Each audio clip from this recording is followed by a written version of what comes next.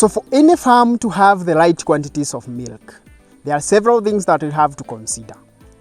Number one is the right breed. This farm has the best Frisian cows.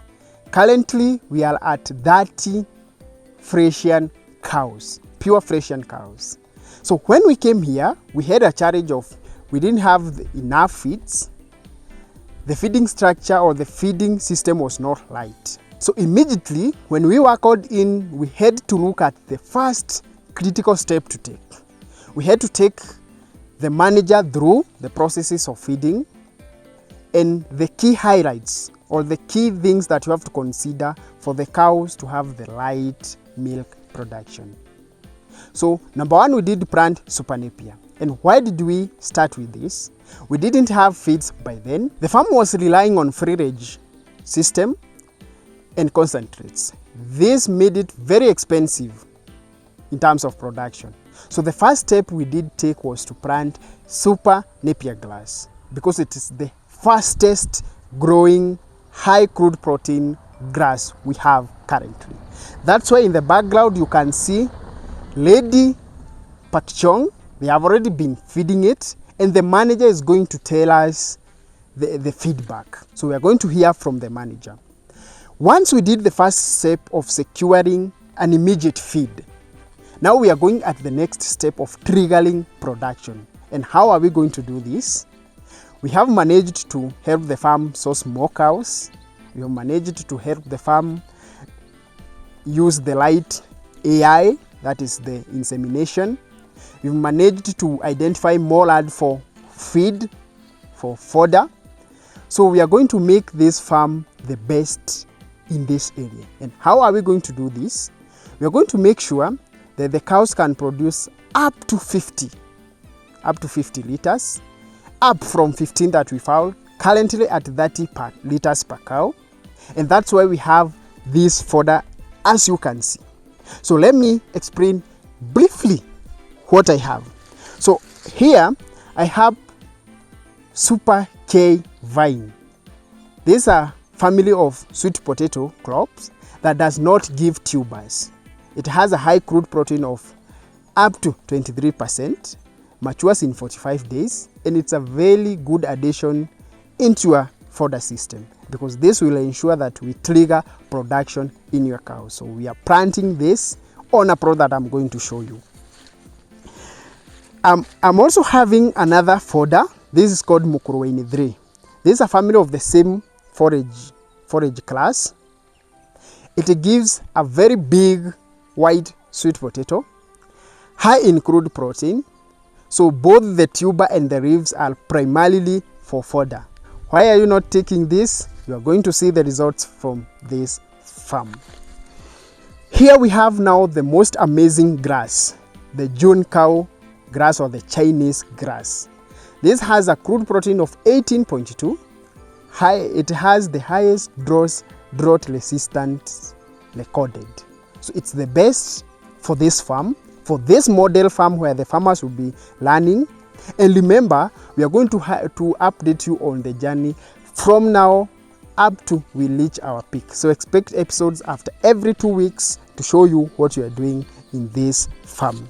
So from here, we are going to see where we've prepared the land for this fodder and be able to talk with the manager, and we see we elaborate the dream we have for you in this farm. Remember, we're establishing a quarter-acre demo plot for the farmers to come and see the fodders that we are using in this farm.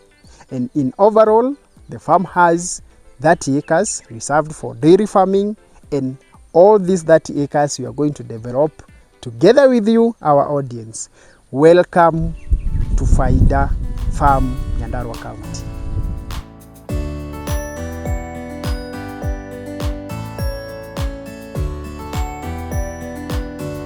And this is the section I told you, my people, we are developing or we're expanding our fodder for Fodder Farm, so that we can ensure when we talk of foliage-based feeding system, we can trigger our cows to go up to 40 liters. We can have all the farmers come here and see it practically. as you will be seeing it through all our video updates about Fodder Farm. And here we are with the manager so that we can understand how are we going to plant these feeds. Thank you. Ni washukuru Bwana Kimani kutufikia katika haya maeneo ambayo tuko. Ni sehemu ya shamba ambalo tunaliandaa kwa sababu ya vyakula ambao umetuletea vya ng'ombe. Ni vyakula ambavyo niko navyo hapa, ni Super K Van na Junior Cow. Vyakula hivi nashukuru tangu nianze kulisha wa ng'ombe zangu nikiwa manage, wamejaribu kufanya vizuri kuongeza faida ya maziwa. Maziwa imeongezeka kutoka kwa lita 20 hadi 30 kwa kila ng'ombe. Kwa hivyo ninashukuru watazamaji wetu wale ambao mnashughulika na ng'ombe, wakulima wote. Najaribu tu kuadvise kama mnaweza tafuta hawa wa kilimo Fodder, ni watu wana msaada kutusaidia sisi kama wakulima kufanya mazao yetu ya ng'ombe iweze kunawiri, na itafanya maziwa, itafanya tusomeshe watoto, tuwe na vitu vingi ambavyo vinaweza kutuendeleza. Kwa hivyo ninashukuru sana Bwana Kimani kwa kazi nzuri unayotuletea katika kilimo. Haya maeneo ambayo mnaona niko ndani, wakulima, ni shamba eka 1 ambayo tuko sasa tunaandaa.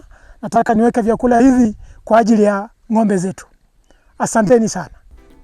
Wow. Now we want to do a small demo of how we are going to plant this, but remember the full practical session we are going to do it in our upcoming video next week, where we'll be going through the routine management of this farm. Remember, on my right hand side we have the not yet prepared demo farm that you are going to prepare together with you. Let's now plant and learn.